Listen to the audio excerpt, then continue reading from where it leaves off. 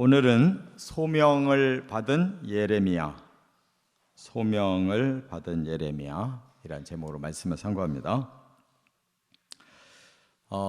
이제 예레미야서로 지금 들어가게 되는데, 그것은 이제 요시야 왕이 유다의 16대 왕이고 마지막 개혁을 한 희망의 왕이었어요. 그러나 그가 생각보다 일찍 이제 죽게 됐고, 개혁은 했지만 나라는 온전한 변화가 안 일어났습니다. 말하자면 왕이 위에서부터 이렇게 개혁을 시작했지만 백성들이 이제 그 개혁이 완전히 젖어들어야 되는데 그냥 나라에서 시작만 해놓고 백성들에게까지 이게 변화가 안 왔어요. 그러니까 여전히 부패하잖아요. 그런 가운데서 이제 국제적으로는 지금 현재 아수르 나라가 그대로 제국을 이루고 있는데 이제 말년입니다. 곧 끝장나는 거예요. 그러다 보니까 애굽이 또 국제 무대에 서보려고 또 떠오르고 있었고, 그리고 최종적으로는 이 아수르 옆에 있는 바벨론 나라가 이제 아수르를 무너뜨리고 이집트를 공격해서 치고 해가지고 이제 그 다음 제국이 된 거예요, 바벨론이. 그러니까 이 세 개의 큰 나라가 싸우는 한 가운데가 바로 유다가 있는 겁니다. 이스라엘 땅이 한 가운데 있어요. 그러니까 항상 이스라엘은 강대국들 사이에서 이리저리 길목 역할만 하는 거예요. 거기에 요시야가 희생된 겁니다. 애굽하고 이 위에 있는 나라들이 싸우려고 할 때 그 이스라엘 땅을 지나가잖아요. 괜히 나서가지고 죽임당해요. 그런데 이 상황에서 하나님이 이제 큰 선지자 한 사람을 보내는데 예레미야를 보내신 거예요. 이 예레미야는 아주 슬픈 선지자예요. 왜냐? 너희는 바벨론에게 망하게 돼 있으니까 일찌감치 항복해라, 그거예요. 맞서지 말아라. 근데 사람들이 희망을 줘야 좋아하지, 이미 망할 거니까 그냥 대항하지 말고 항복해라 그러면 누가 좋아하겠어요? 그러니까 막 애국자들 입장에서는 막 다 반기를 드는 거예요. 이놈이 가짜다. 그래서 막 잡혀 들어가기도 하고. 그러나 이미 하나님의 뜻은 유다를 심판하기로 결정하셨어요. 이대로 가가지고는 선민 나라가 결코 될 수가 없으니까 다시 한번 징계하겠다는 거예요. 그럼 거기에 순응할 줄 아는 게 믿음이고 순종이잖아요. 근데 유다는 순종을 안 해요. 끝까지 자기들 생각으로 이 강대국을 막아보겠다는 거예요. 그래서 1차, 2차, 3차에 걸쳐서 완벽하게 망해버린 겁니다. 일찌감치 순종했으면 잠시 고난받고 징계에서 풀릴 걸 끝까지 대항하니까 완벽하게 망해버렸어요. 그 모든 망하는 과정을 예레미야가 다 지켜봤어요. 40년 동안. 요시야 왕으로부터 그 밑으로 네 왕이 통치를 하는데 막 계속 격변이 일어나서 바뀌는 거죠. 마지막 시드기야 왕이 두 눈 뽑히고 쇠사슬에 묶여서 끌려갈 때까지 예레미야는 다 지켜본 거예요. 자기도 고난당하고. 40년의 생애가 너무 슬픈 거예요. 이처럼 하나님의 선지자가 해야 될 사명, 좋은 말이든 나쁜 말이든 하나님의 메시지만 전하면 되는 겁니다. 그래서 오늘 이제 세 가지로 그가 소명의 과정을 겪어요. 첫째, 1절부터 5절에 보면 하나님이 선택하신 자. 하나님의 일을 하고 하나님의 말씀을 전하는 사람은 자기 의욕으로 하면 실패하는 거예요. 하나님이 철저히 선택해요. 여기 보니까 그 사람은 아나돗 출신의 제사장의 후손이라고 그랬어요. 아나돗이 어디냐? 바로 예루살렘 조금 위에 있어요. 근데 거기서부터 이 베냐민 지파가 시작됩니다. 베냐민 지파의 사람인데 어찌 제사장 후손이냐? 제사장들은 전국에 퍼져 있어요. 레위인들은 전국에 퍼뜨려 있어요. 그래서 베냐민 땅에 있는 제사장 가문이라 그 말이에요. 힐기야라는 사람의 아들이라 그랬는데, 이 힐기야를 계통을 보면 이 아론의 아들들 중에 이제 그 두 아들 계통, 마지막 셋째, 넷째 아들 계통으로 이렇게 이어지거든요. 그런데 과거 사사 시대에는 엘리라고 하는 제사장이 그 주도권을 가진 가문이었잖아요. 결국 그가 잘못해가지고 망할 것이 예언되어져서 결국 그 후손이 끊어져. 솔로몬 때에 가서 아비아달이라는 제사장이 폐위돼 버렸어요. 그 후손들이에요. 그러니까 집안을 멸망해서도 그 중에 훌륭한 예레미야라고 하는 한 사람은 다시 하나님이 이 위기의 때에 쓰셨다는 거예요. 그러니까 하나님은 결코 개인을 그냥 무더기로 이렇게 쓰거나 버리지 않습니다. 다 쓸만한 사람을 골라서 그 멸문의 가문에서도 쓸 사람을 써요. 그래서 그가 여기 보면 어떻게 선택받았느냐. 하나님이 이랬어요. 너를 모태에서 짓기 전에, 배에서 나오기 전에 내가 성별했고 여러 나라의 선지자로 세웠다, 이렇게 말씀하셔요. 그럼 네가 태어나기 전부터 하나님은 너를 선지자로 내가 구별했다, 거룩하게 구별했다. 이것이 이제 예정론으로 풀으면 사람은 그러면 아무 의미가 없잖아요. 하나님이 기계처럼 선택해서 쓰다가 버리면 끝나는. 이 말은 뭐냐면 예정론이라는 것은 미래를 얘기하는 게 아니에요. 과거를 얘기하는 겁니다. 오늘 내가 하나님의 사람을 이렇게 살게 된 모든 경위가 하나님의 섭리였구나. 하나님이 이렇게 저렇게 나를 선택해서 오늘에 여기까지 왔구나 하고 감사하라는 게 예정론이지, 미래를 아직 살지도 않은 사람들이 점치면서 나는 선택받은 사람이냐 버림받은 사람이냐, 선택받았다면 어떻게 해서라도 끝에는 구원받을 거다. 이건 잘못된 예정론이에요. 항상 하나님은 우리 지정의를 중심으로 쓰시는 겁니다.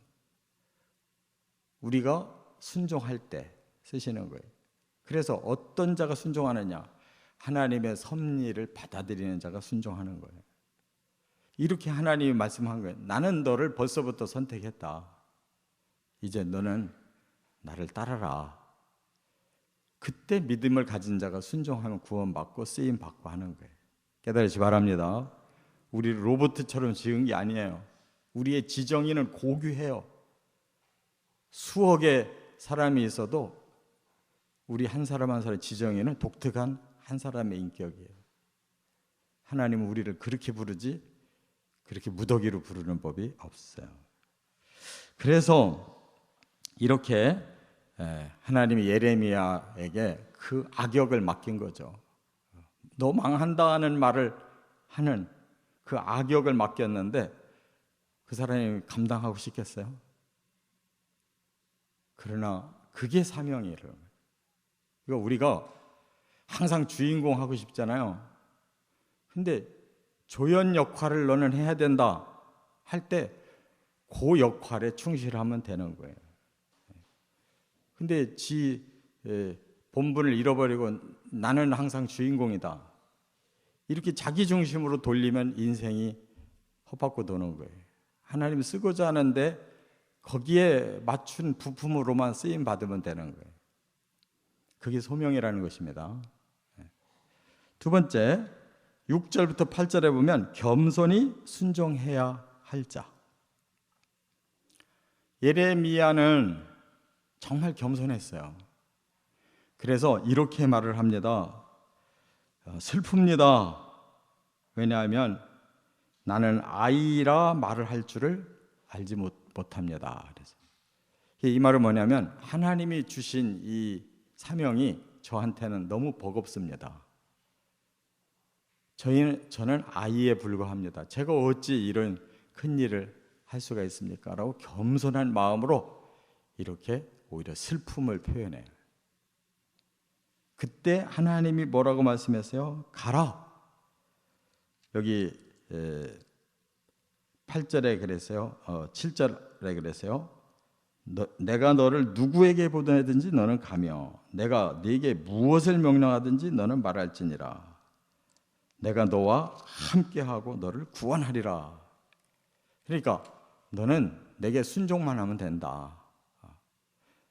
겸손도 지나치면 그는 교만인 거예요. 자기가 자기를 평가하고 저는 부족합니다. 그래도 가고 그래도 말하고 그럼 나머지는 내가 책임져. 그러면 그땐 순종해야 되는 거예요. 끝까지 나 못합니다 그러면 모세처럼 하나님 화내셔요.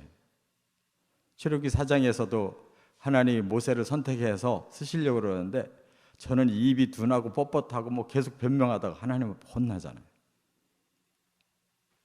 이사야는 뭐라 그랬어요? 처음에 하나님 나타나셨을 때 화로다 나여 망하게 되었다. 내가 하나님 존전에 설 수 있는 자가 못 되는데 나 큰일 났구나. 그때 하나님이 제단 숯불에서 그를 정화시켜 주잖아요. 그래서 감당했잖아요. 그러니까 겸손이 지나치면 이거는 교만인 거예요. 겸손한 걸 보여드리고 그래도 하나님 쓰시겠다 그러면 순종해야 하나님 사람이 될 수 있어요. 끝으로 세 번째 9절과 10절 말씀을 대언할 자. 하나님의 사람이라는 게 뭐냐? 지가 나타나서 하는 게 아니라 하나님 말씀만 그대로 전해주면 돼요. 그래서 여기 하나님이 손을 예레미야 입에 대셨다 그랬어요.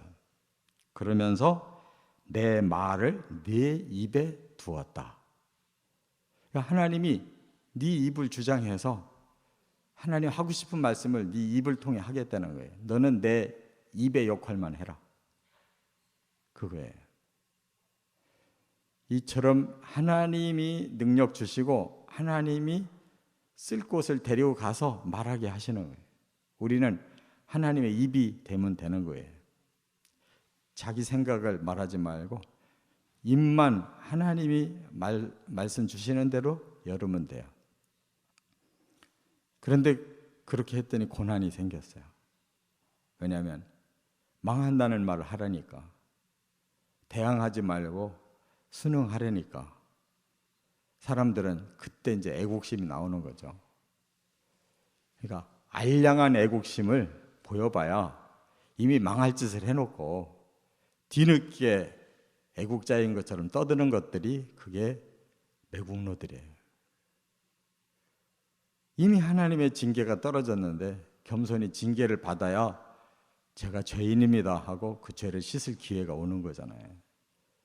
뭣도 모르는 사람들이 겸손히 죽어져야 될 때 살아나고 사라져야 될 때 오히려 나타나고 이렇게 거꾸로 하는 사람들 때문에 세상이 더 힘든 거예요. 하나님이 이처럼 이렇게까지 망하게 하려고 하지 않으셨어요. 그런데 그냥 완전히 망해버렸잖아요. 예루살렘이 완전히 파괴되고 성전이 파괴돼 버리고 그냥 백성들이 다 똑똑한 사람들이 다 끌려가 버리고 하나님 너무 마음이 아파서 바벨론을 징계할 때 네가 너무 잔인하게 내 백성을 대했다. 내가 그렇게까지 하려고 한 게 아닌데 이렇게 말씀하실 정도였어요.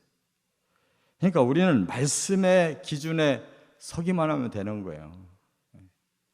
죽어라 그러면 죽고 이때 일어나서 일해라 그러면 그때 일어나서 일하고 자꾸 우리 생각이 너무 많아가지고 문제. 사공이 많으면 배가 산으로 간다는데 왜 그런 일이 일어나느냐? 왜 일은 안 되고 자꾸 엉뚱한 사건만 터지느냐?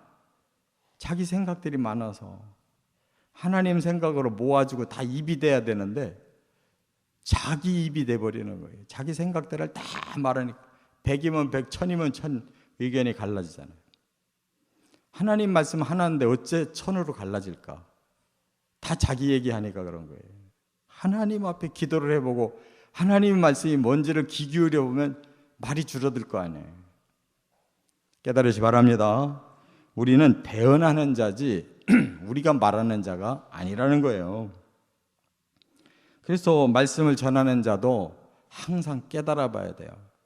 이거 내가 하는 말인지 하나님이 시키는 말인지 그걸 겸손하게 깨닫고 하나님이 하시는 말만 전하면 되는 거예요.